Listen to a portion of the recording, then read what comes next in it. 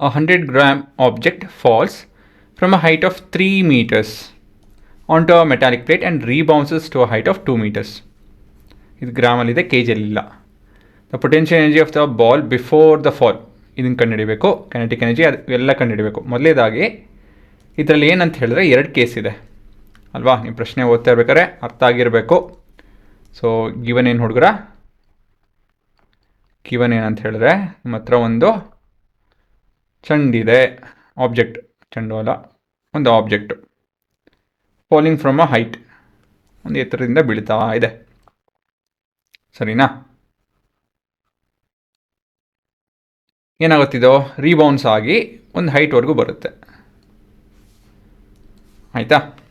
ರೀಬೌನ್ಸ್ ಅಂತ ಹೇಳಿದ್ರೆ ಏನೋ ಬೌನ್ಸ್ ಆಗಿ, ಅಷ್ಟೇನೇನಿಲ್ಲ. ಬಾಲ್ ಬೌನ್ಸ್ ಆಗುತ್ತೆ ತಾನೆ, ಅದನ್ನು ಹೇಳ್ತಾ ಇದ್ದಾರೆ.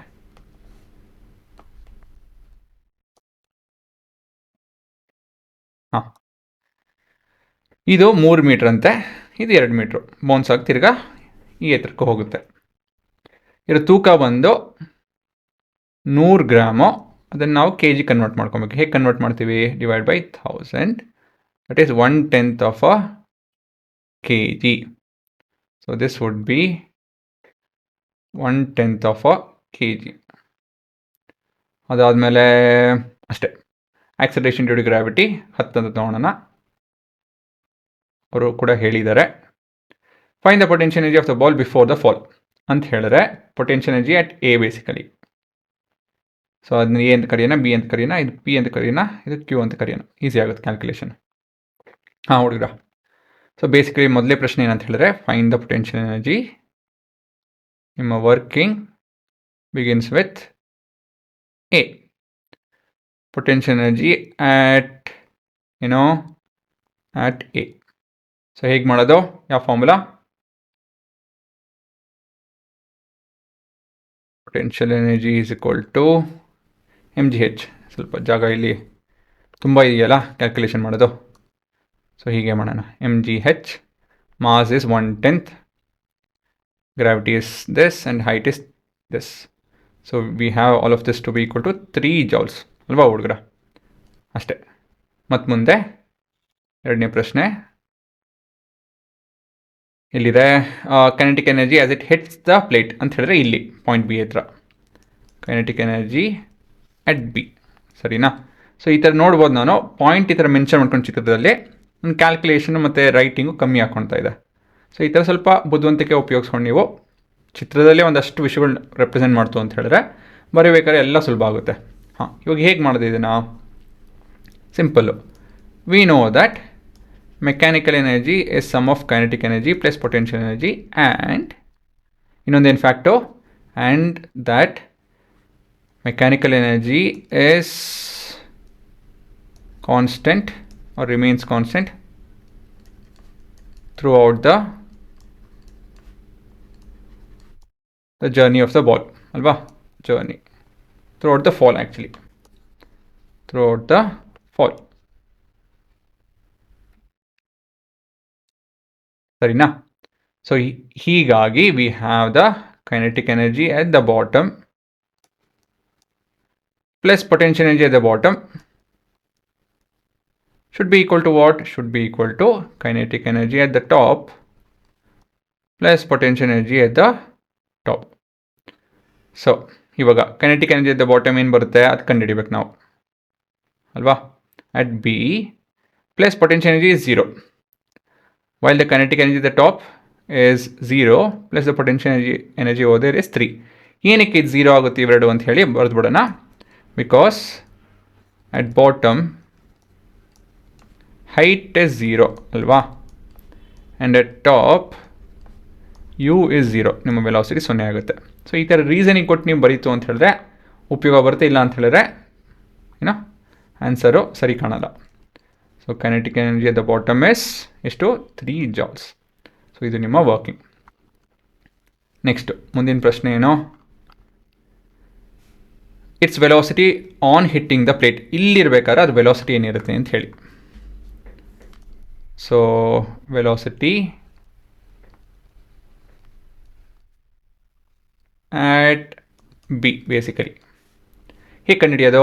Kinetic energy at the bottom ಗೊತ್ತಿದೆ, ಇದರಿಂದ ನಾವು ವೆಲಾಸಿಟಿ ಕಂಡುಹಿಡ್ಬೋದು. Half of mv². So this is ಇಂಥದ್ದಿದು 3, 2, 10, 1/10 ಆ್ಯಕ್ಚುಲಿ v². ಸ್ವಲ್ಪ ಕ್ಯಾಲ್ಕುಲೇಷನ್ ನೋಡಿಸ್ಬೇಕಾಗುತ್ತೆ. ಹೇಗೆ ಮಾಡಬೇಕು ಇದನ್ನು ಅಂತ ಹೇಳಿದ್ರೆ v² ಹುಡುಗರ, ಸೊ 3 × 2 × 2 × 5 ಅಂತ ಬರ್ಕೊತೀನಿ ಅಲ್ವಾ. ಟ್ರಾನ್ಸ್ಪೋಸ್ ಮಾಡ್ಕೊಂಡು ಇದೆಲ್ಲ ಮಾಡಿದ್ದೀನಿ. ಇದೆಲ್ಲ ಬರಲ್ಲ ಅಂತ ಹೇಳಿದ್ರೆ ಬೇಸಿಕ್ಸ್ ನೋಡಿ ಬನ್ನಿ. We have to take square root. ಏನಕ್ಕೆ ಅಂತ ಹೇಳಿದ್ರೆ v² ಇದು, ಬಟ್ ನಮ್ಗೆ v ಬೇಕಾಗಿದೆ. So square root of this entire thing. So v is equal to square root of 3 is 3, square root of 3 is square root of 3 itself. Square root of 2 × 2 is 2², that is 2 into ಇದರ 2 square root ಕಂಡುಹಿಡಿಯೋಕ್ಕಾಗಲ್ಲ, ಹಾಗಾಗಿ square root of 15 ನೋಡ್ಕೊಳುತ್ತೆ. So 2√15 m/s ನಿಮ್ಮ ಉತ್ತರ. ಗೊತ್ತಾಯ್ತಾ? ಇದೆಲ್ಲ ನಿಮ್ಗೆ ಬರಲ್ಲ ಅಂಥೇಳಿ ನಾರ್ಮಲ್ ಮಾಡೋಕ್ಕೆ ಹೋಗಬೇಡಿ, ಈ ಥರ ಮಾಡಿ ಸರಿನಾ. ಇಲ್ಲ ಅಂಥೇಳಿದ್ರೆ ಅಗೇನ್ ಅದೇ ಸೇಮ್, ನೀವು ಮಾಡೋ ಕೆಲಸನ 2 ಸೆಕೆಂಡ್ ಮಾಡೋ ಕೆಲಸನ 10 ನಿಮಿಷ ತೊಗೊತೀರ, ಆಮೇಲೆ ಎಕ್ಸಾಮಲ್ಲಿ ನಿಮ್ಮ ಟೈಮ್ ಆಗೋಲ್ಲ ಅಂತ ಹೇಳ್ತೀರಾ ಅಲ್ವಾ. ಇದಾಗೋದು ಬೇಡ ಅಂತ ಹೇಳಿದ್ರೆ ಇದು ಒಂದೆರಡು ಟ್ರಿಕ್ ಕಲಿಬೇಕು ನೀವು. ನೆಕ್ಸ್ಟು ಕೈನೆಟಿಕ್ ಎನರ್ಜಿ, ಅದು ಎಂಥದ್ದಿದು, kinetic energy as it leaves the plate on the rebound. ಇಲ್ಲಿಂದ ಹೋಗ್ತಾ ಇದೆಯಲ್ಲ, ಬೌನ್ಸ್ ಆದಮೇಲೆ ಕೈನೆಟಿಕ್ ಎನರ್ಜಿ ಏನಿರುತ್ತೆ ಅಂತ ಹೇಳಿ ಕೇಳ್ತಾ ಇದ್ದಾರೆ. It will be equal to the potential energy at top ಅಲ್ವಾ. ಇದನ್ನು ನೋಡಿದ್ದೀರಾ ನೀವು, ಸಿಮ್ಯುಲೇಷನಲ್ಲಿ ನೋಡಿದ್ದೀರಾ. ಬಟ್ ಯಾವಾಗ ಕೈನೆಟಿಕ್ ಎನರ್ಜಿ ಇಸ್ ದೇರ್, ಇಲ್ಲಿ ಏನು ಎನರ್ಜಿ ಕನ್ಸ್ಯೂಮ್ ಆಗಲ್ಲ ಅಂತ ಹೇಳಿದ್ರೆ it will be equal to the potential energy at the top. Because we know the potential energy at top, easy ಆಗುತ್ತೆ ಕಂಡುಹಿಡಿಯೋದು ಅದು. ಏನಕ್ಕೆ ಇಲ್ಲಿ ಹೇಳ್ತೀನಿ ನೋಡಿ, ಪೊಟೆನ್ಷಿಯಲ್ ಎನರ್ಜಿ ಅಟ್ ಕ್ಯೂ ಅಲ್ವಾ, ಇದನ್ನು ಕ್ಯೂ ಅಂತ ಕರಿತಾನೆ. Will be equal to kinetic energy Q is equal to potential energy at P. So ಮೊದಲೇದಾಗಿ ಪೊಟೆನ್ಷಿಯಲ್ ಎನರ್ಜಿ ಅಟ್ ಪಿ ಕಂಡುಹಿಡಿಯೋಣ. So potential energy at P will be equal to ms110. Formula ಏನು ಬೇಕಾಗಿಲ್ಲ ಬರೆಯೋದು, g is 10 mg h. h is 2. So this will be equal to, at P is equal to 2 joules. So we know the reasoning as the mechanical energy remains constant, the kinetic energy at the bottom should be alva, should be equal to potential energy at the top. ಹೌದಾ ಅಲ್ವಾ? So ಈ ರೀತಿಯಲ್ಲಿ ನಮ್ಮ ಏನು conclude ಮಾಡ್ಬೋದು, kinetic energy at bottom should be equal to 2 joules ಅಂತ ಹೇಳಿ.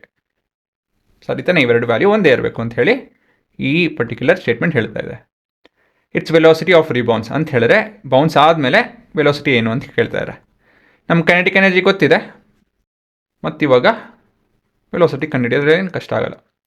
So velocity at bottom or q is given by 2 is equal to, that kinetic energy is 2 half m v². So clear again, 2 into 2, that's 2 square, square root of that is 2 itself, 2 root of 10 m/s ಅಲ್ವಾ. So ಇದೇ ನಿಮ್ಮ ಉತ್ತರ ಸರಿನಾ. ಕೊನೆಯದಾಗಿ ಇದು summarise ಮಾಡ್ಕೊಬೇಕು ನೀವು. Summary of all the answers ನಾನು ಮಾಡೋದಕ್ಕೆ ಹೋಗಲ್ಲ. ಇದು ಒಳ್ಳೆಯ ಪ್ರಶ್ನೆ, ಇದು ಬರ್ಕೊಂಬಿಡಿ ಸರಿನಾ. ಇದನ್ನೆಲ್ಲ ಕಲ್ತ್ಕೊಳ್ಳಿ. ಇದರಲ್ಲಿ ಈ ಪ್ರಶ್ನೆಯಲ್ಲಿ ಎಲ್ಲ ಇದೆ. ಸೊ ಪ್ರಶ್ನೆನೂ ಬರ್ಕೊಳ್ಳಿ, ಉತ್ತರನೂ ಬರ್ಕೊಳ್ಳಿ.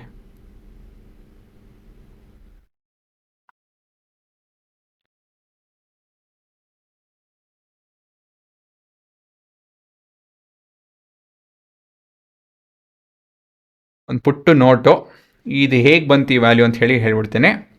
So 2 is equal to v²/20 ಅಲ್ವಾ. ನೀವು ಜನರಲಿ ಈ ಥರ ಮಾಡ್ತೀರಾ. ಈ ಟ್ರಾನ್ಸ್ಪೋಸ್ ಮಾಡಿದ್ರೆ ಏನಾಗುತ್ತೆ, 40 ಆಗುತ್ತೆ. 40ನ ಹೇಗೆ ಬರಿಬೋದು, 4 × 10 ಅಂತ ಬರಿಬೋದು. So v² is 4 × 10. So will be square root of 4 × square root of 10 ಅಂತ ಹೇಳಿದ್ರೆ 2 root of 10 ಸರಿನಾ. ಸೊ ಈ ಥರ ಕ್ಯಾಲ್ಕುಲೇಷನ್ ಎಲ್ಲ ಕಲಿಬೇಕು.